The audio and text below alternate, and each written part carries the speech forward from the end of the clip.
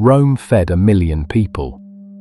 Egypt fed its armies for 3,000 years. Not one empire built its greatness on local food. Every one of them solved the same problem first.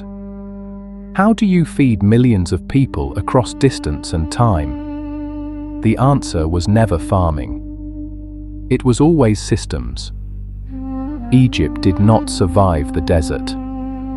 It redesigned how the desert flooded. Officials measured the flood before it arrived. Scribes recorded the levels. A network of channels distributed the flood across thousands of kilometers of farmland. Every allocation was documented. Every harvest was predicted before the seed was planted. Low flood meant empty channels. Empty channels meant no harvest. No harvest meant population collapse. Egypt sustained its civilization for 3,000 years on this single mechanism.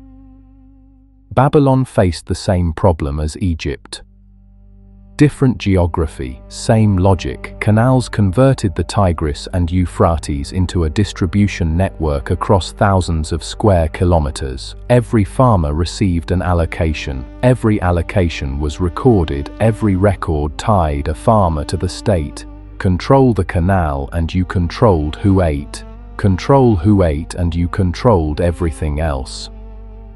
The first empire was not built with armies. It was built with canals. You have never chosen when your water arrives.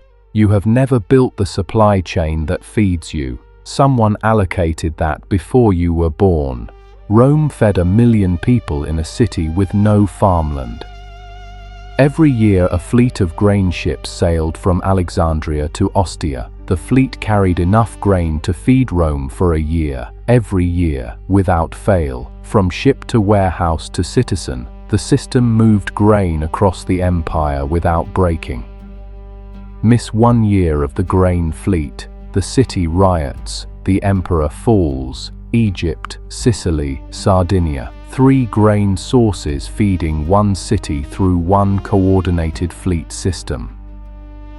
The Mongol army solved the supply problem differently. It eliminated fixed supply entirely. Every soldier carried weeks of supply. Every conquered territory became immediate resupply. Carthage built the Mediterranean grain network before Rome existed.